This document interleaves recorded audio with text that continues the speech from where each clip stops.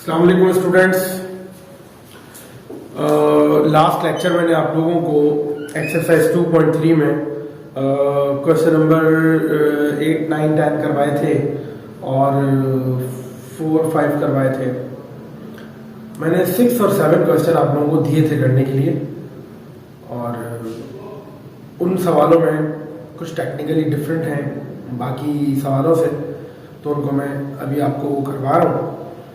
और ये सवाल प्रीवियस जितने भी क्वेश्चंस किए हैं हमने उन सब से थोड़ा डिफरेंट है इस लिहाज से कि इसका सवाल बहुत बड़ा है और सवाल को अंडरस्टैंड करने में थोड़ी सी परेशानी आप लोगों को होती है।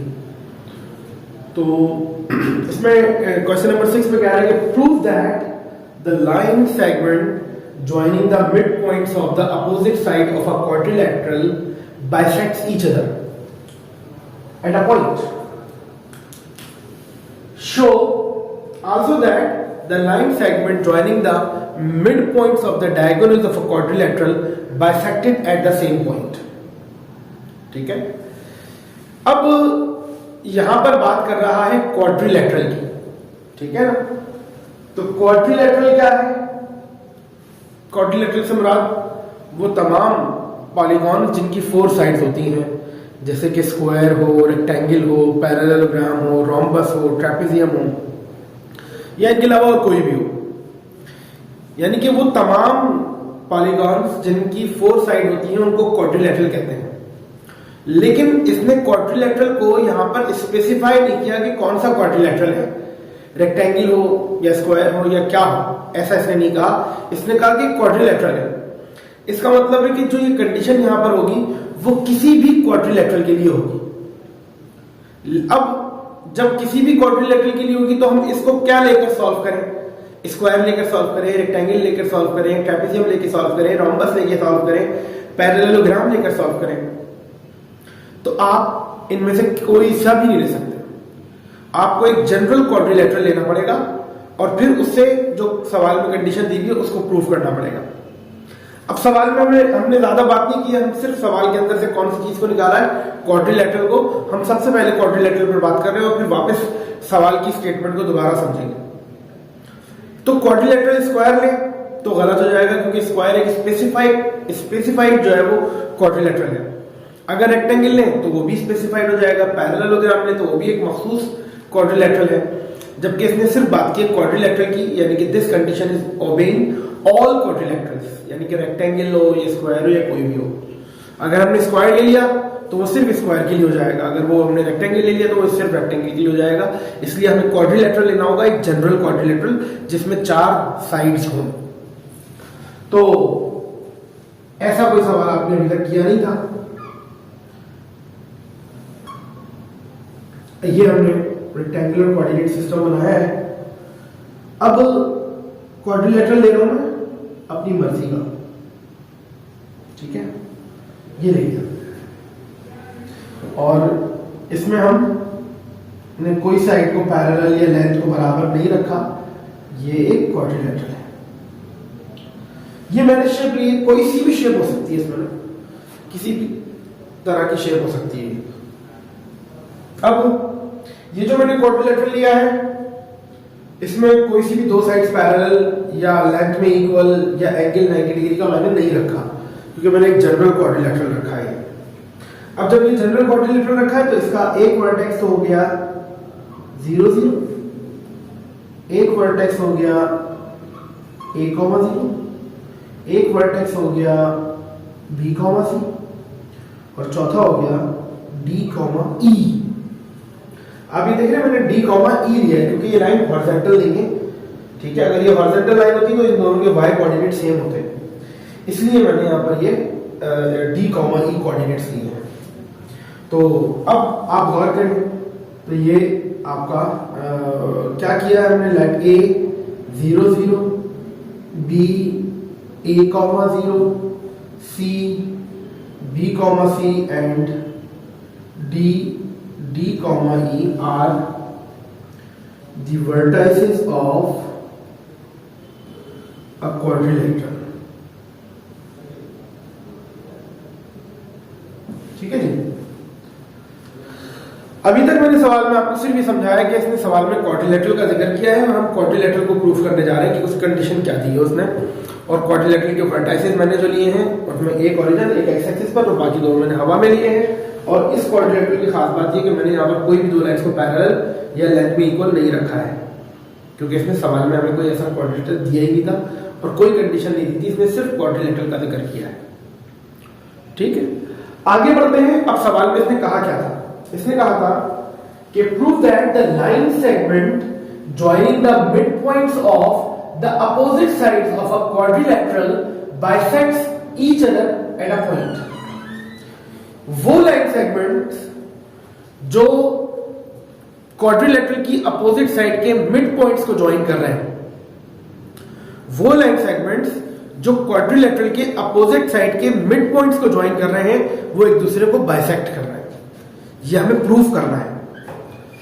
अब ये दोनों अपोजिट साइड्स हैं, इनके मिड पॉइंट का ज्वाइन, और ये दोनों अपोजिट साइड है, इनके मिड पॉइंट्स का ज्वाइन। इन दोनों के मिड पॉइंट्स का जो ज्वाइन है वो लाइन सेगमेंट एक दूसरे को बाइसेक्ट कर रहे हैं, ये साबित करना है मुझे। तो इट मींस कि मुझे इनके मिड पॉइंट्स चाहिए होंगे।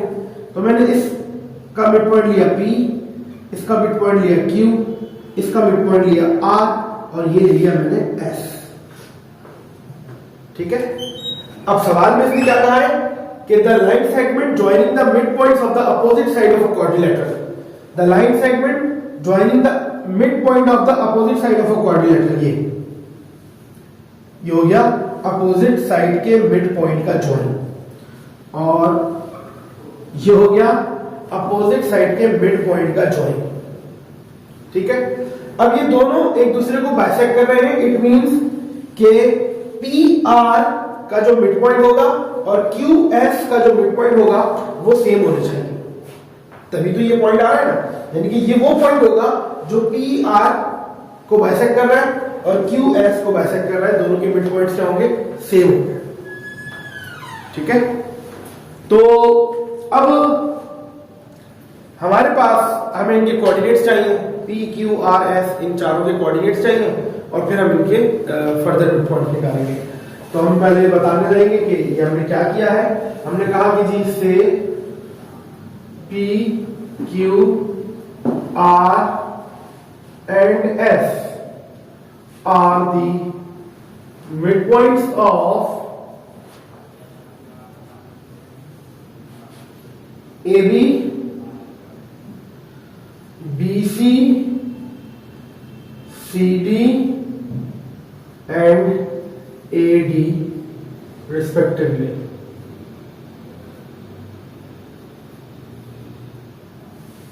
ठीक है जी, तो पहले P के कोऑर्डिनेट निकालें।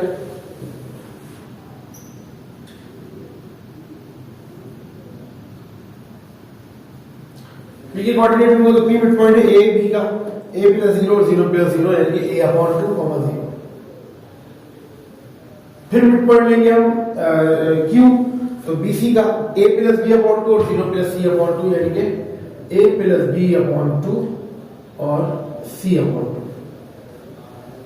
अब मिड पॉइंट लेंगे हम R का, तो C D का, तो B प्लस D और C प्लस E अपॉन 2,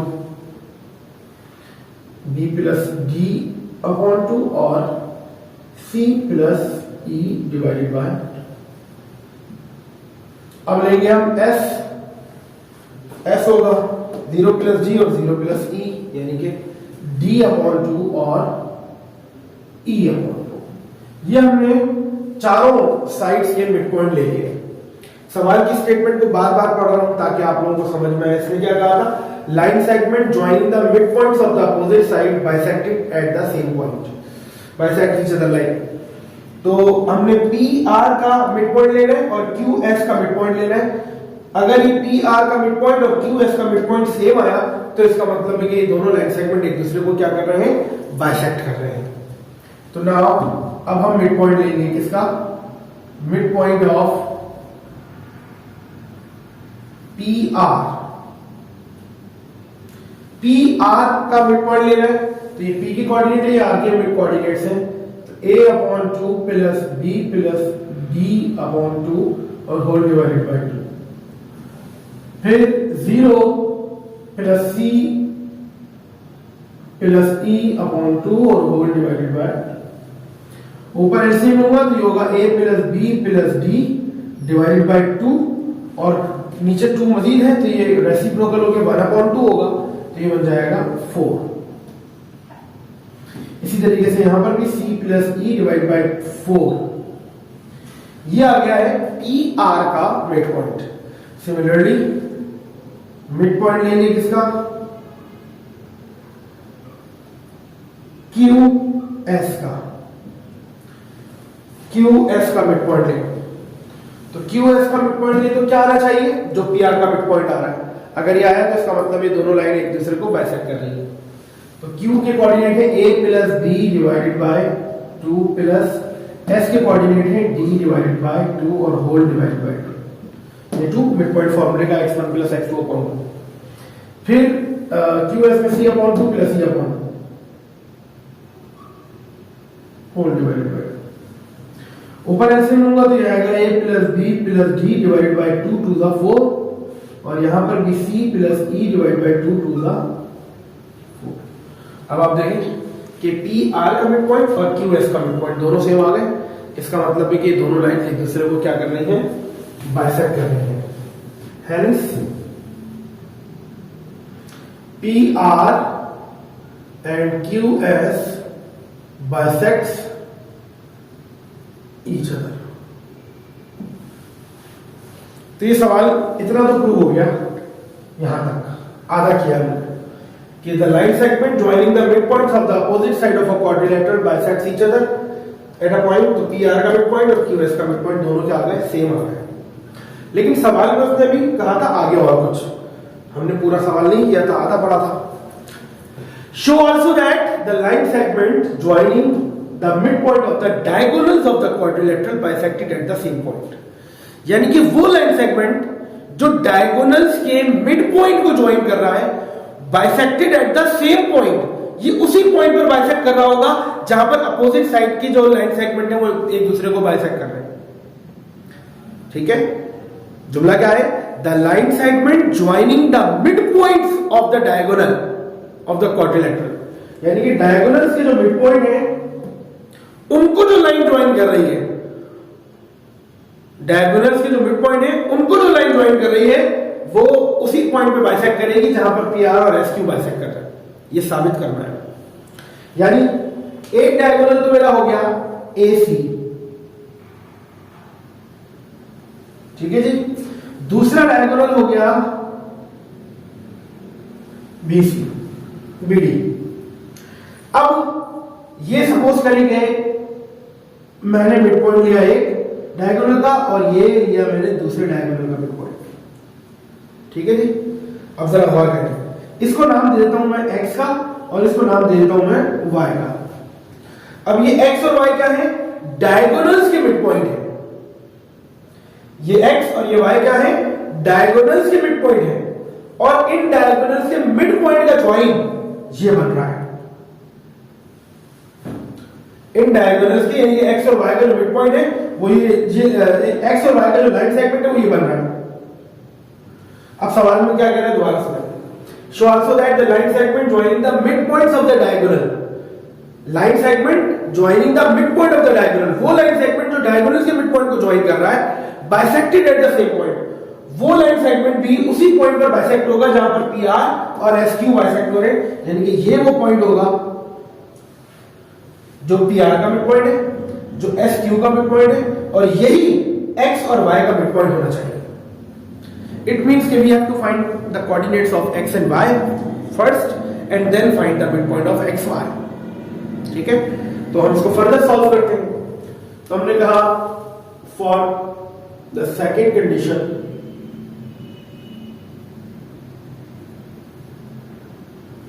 से x and y are the midpoints of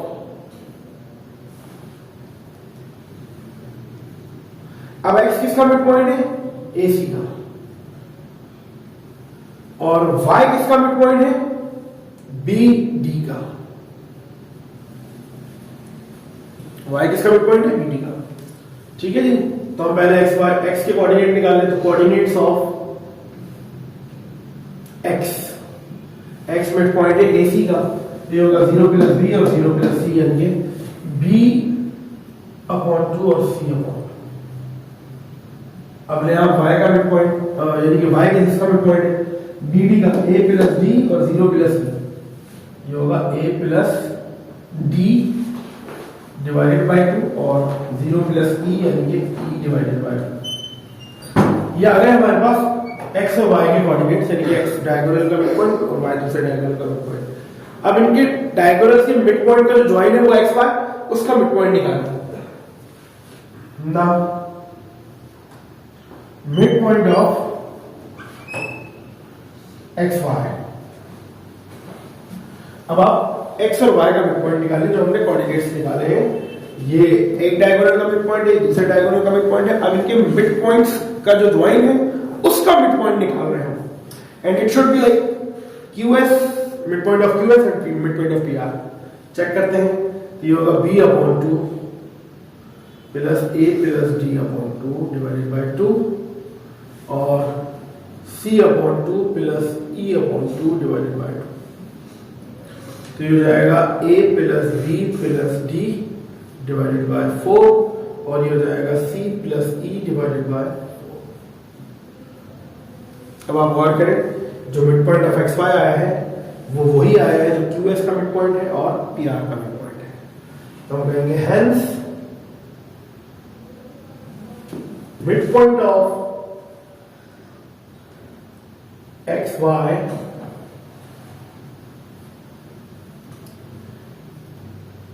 is equal to the midpoint of PR and SQ। जो XY का मिड पॉइंट है वही PR का मिड पॉइंट है और वही SQ का मिड पॉइंट है।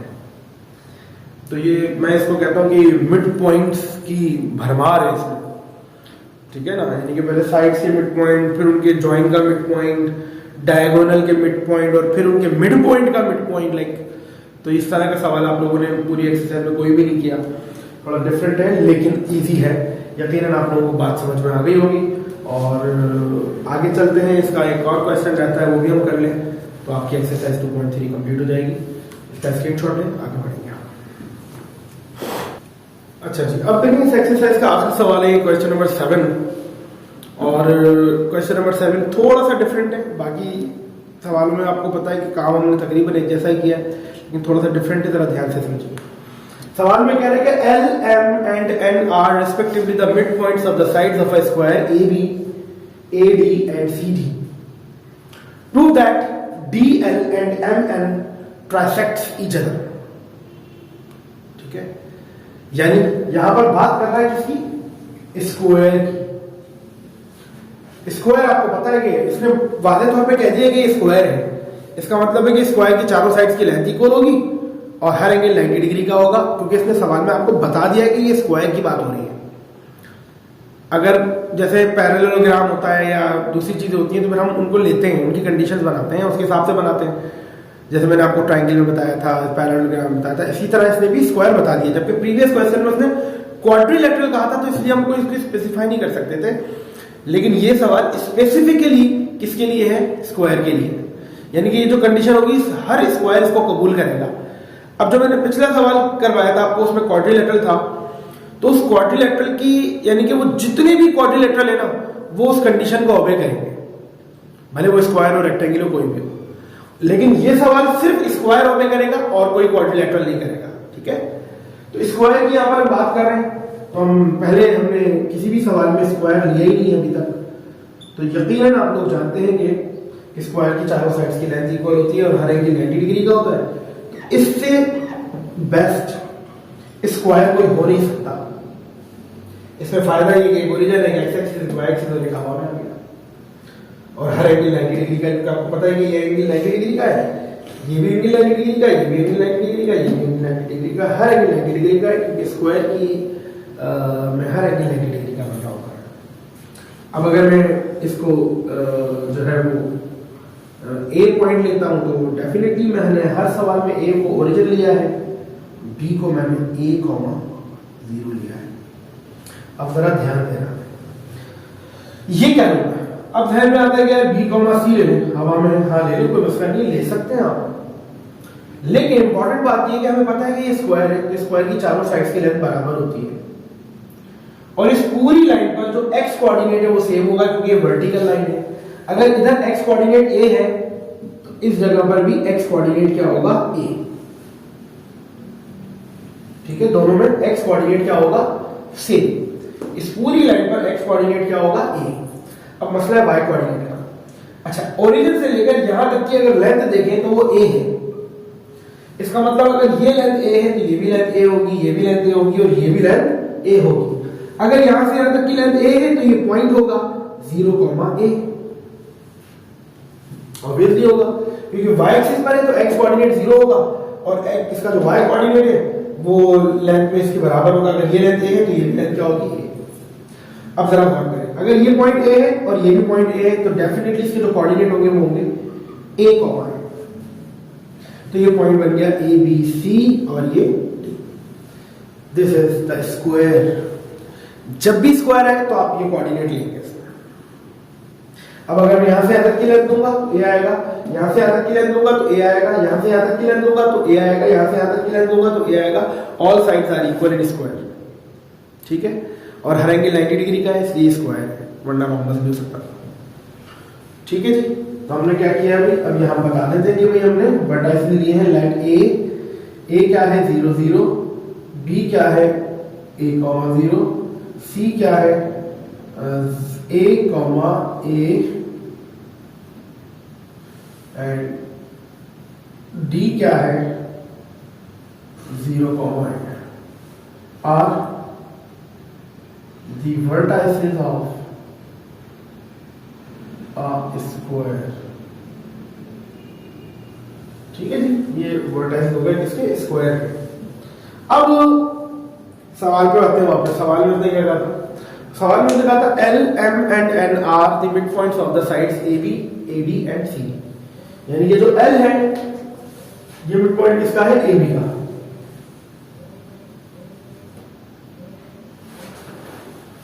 ठीक है जी, M मिड पॉइंट किसका है? AD का, क्योंकि बिल तरतीब कहा है इसको। और जो N है वो मिड पॉइंट किसका है? CD का। सवाल में उसने कहा था L, M and N are the midpoints of AD, AB, AD, CD respectively। ठीक है, बिल तरतीब। अब सवाल में प्रूफ क्या करना है? उसने क्या कहा है? Proof that DL and MN trisect each other। यानी ये DL और ये MN एक दूसरे को ट्राइसेक्ट कर रहे हैं, बाइसेक्ट नहीं, ट्राइसेक्ट। बाइसेक्ट का मतलब क्या होता है? 2 इक्वल पार्ट में तोड़ना, और ट्राइसेक्ट का मतलब होता है 3 इक्वल पार्ट में तोड़ना। अब 3 इक्वल पार्ट में तोड़ने का मतलब है कि जो DL का जो पॉइंट ऑफ इंटरसेक्शन है वो पॉइंट ऑफ ट्राइसेक्शन, और MN का जो पॉइंट ऑफ ट्राइसेक्शन है वो दोनों सेम होने चाहिए, यानी कि ये दोनों तीन इक्वल पार्ट में टूटने चाहिए। यानी कि जो DL का पॉइंट ऑफ ट्राइसेक्शन आएगा वो 1:2 पर अगर आ रहा है तो MN का भी पॉइंट ऑफ ट्राइसेक्शन 1:2 पर आना चाहिए। आपको मैंने पहले भी सिखाया था 2.2 में कि जो पॉइंट ऑफ ट्राइसेक्शन होते हैं उनमें 2 तरह की रेशो होती है, एक 1:2 या फिर 2:1। जैसे ये लिखा हुआ है, अगर ये एक लाइन है और ये एक पॉइंट है, दूसरा पॉइंट है 1 2, ठीक है।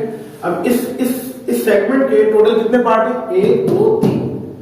ये जो पॉइंट है ना, ये इन दोनों को क्या कर रहा है? 1:2 में तोड़ रहा है, और ये जो पॉइंट है ये पॉइंट इनको 2:1 में तोड़ रहा है। दोनों सूरतों में पॉइंट ऑफ ट्राइसेक्शन है, एक पे रेशो 1:2 होती है और एक पे 2:1 होती है। तो अगर DL और MN एक दूसरे को ट्राइसेक्ट कर रहे हैं तो ये 1:2 या 2:1 पे एक दूसरे को इंटरसेक्ट करना चाहिए। इसका मतलब हमें DL के कोऑर्डिनेट निकालने हैं, DL का पॉइंट ऑफ ट्राइसेक्शन निकालना है एट 1:2 और MN का पॉइंट ऑफ ट्राइसेक्शन निकालना है एट 1:2, और दोनों का अगर पॉइंट ऑफ ट्राइसेक्शन सेम आया तो हम कहेंगे कि ये दोनों एक दूसरे को ट्राइसेक्ट कर रहे हैं।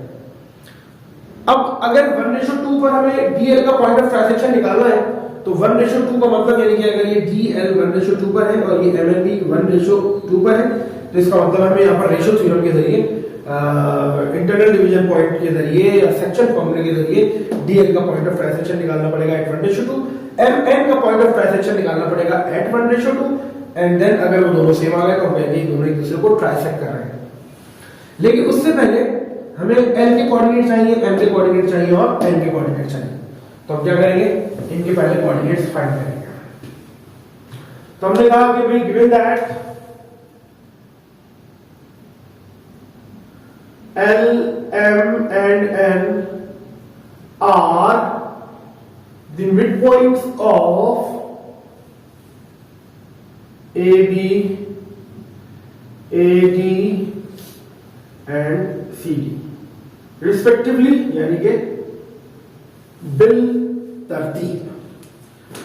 अब अगर L के कोऑर्डिनेट फाइंड करने हैं तो मिड पॉइंट फॉर्मूला लगाएं, कोऑर्डिनेट्स ऑफ L के कोऑर्डिनेट निकालें, AB का मिड पॉइंट है A + 0 यानी कि A/2, 0 + 0 यानी कि 0। कोऑर्डिनेट्स ऑफ M निकालना है, M किसका मिड पॉइंट है AD का, 0 + 0 यानी कि 0 और A + 0 यानी कि A/2। Coordinates of N find करने हैं, A + 0 यानी कि A/2 और A + A यानी कि 2A/2 दैट इज A। तो ये तीनों मिड पॉइंट्स हमारे पास आ गए हैं। अब हमें क्या करना है, पॉइंट ऑफ ट्रांसेक्शन निकालना है DL का। Now finding point of transaction of DL at 1:2। 1:2। अब जब रेशो हमें इस्तेमाल करनी होती है तो फिर रेशो थ्योरम लगाएंगे using internal division point,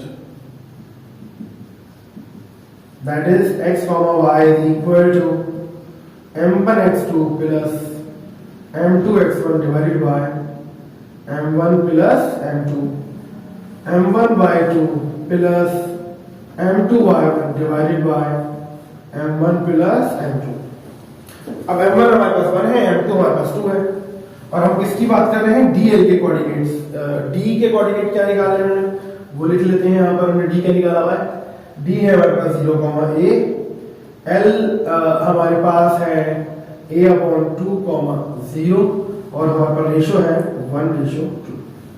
substitute करें m1x2, तो m1 की जगह क्या रखूंगा मैं 1 और x2 कौन है A/2 प्लस m2 कौन है 2 और x1 क्या रखूंगा मैं 0 divided by m1 plus m2।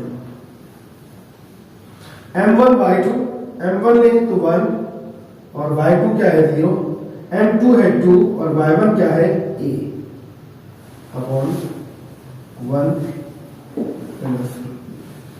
तो ये होगा a/2 डिवाइडेड बाय 3 और ये होगा 2a divided by, that is ये हमारे पास बन जाएगा a/6, 2a divided by 3। This is the point of transaction of DL। ठीक है जी, ये आ गया हमारे पास a/6 और 2a/3 which is the point of transaction of DL। ठीक है, अब हम क्या करेंगे, हम फाइंड करेंगे point of transaction of MM and point of trisection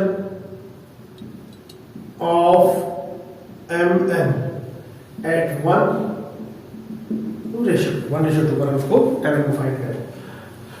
तो मेरे पास M के कोऑर्डिनेट है 0, A/1, N के कोऑर्डिनेट है A/2 कॉमन और रेशियो मेरे पास 1:2 है। फॉर्मूले में पुट करिए इसको, m1x2 प्लस m2x1, तो m1 कितना है 1, x2 कितना है A/2, m2 कितना है 2 और x1 0 divided by 1 plus 2। Similarly m1y2 y2 plus m2 y1 divided by 1 plus 2। तो ये बन जाएगा a/2 डिवाइडेड बाय 3 और ये बन जाएगा 2 से cancel a plus a 2a divided by 3 which is a/6 and 2a divided by 3। जरा गौर करें तो ये पॉइंट ऑफ ट्रांजैक्शन आया a/6, 2a/3 dl का, a/6, 2a/3 mn का, और दोनों के पॉइंट ऑफ ट्रांजैक्शन सेम है। इट मींस के dl and mn both intersect each other at a point, hence dl and mn trisects each other।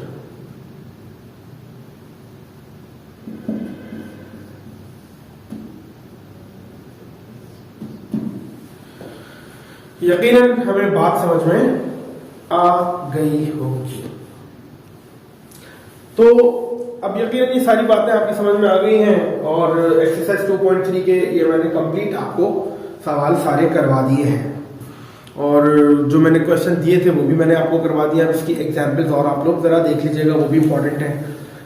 अगला हमारा काम है एक्सरसाइज 2.4 का, तो मैं आपको अगले लेक्चर में करवाऊंगा। और ये 2.3 एंड हो गई, इसकी अच्छी सी प्रैक्टिस कीजिएगा। बड़ी इंपॉर्टेंट एक्सरसाइज कंसीडर की जाती है ये, क्योंकि पूरे चैप्टर 2 में इसको ज़रा मुश्किल कंसीडर किया जाता है, क्योंकि इसमें सोचना पड़ता है और सोचने वाली चीज़ें आपके पास होती नहीं है, इसलिए आप लोग थोड़ा सा इसमें परेशान होते हैं। तो इसको आप कंप्लीट कीजिएगा। इंशाल्लाह अगले लेक्चर में आप लोगों को मैं 2.4 यानी कि स्लोप ऑफ अ लाइन पर काम करेंगे। उसके कुछ डेरिवेशन हैं, वो हम आपको अगले लेक्चर में देंगे। अपना बहुत ख्याल रखिएगा। अल्लाह हाफ़िज़।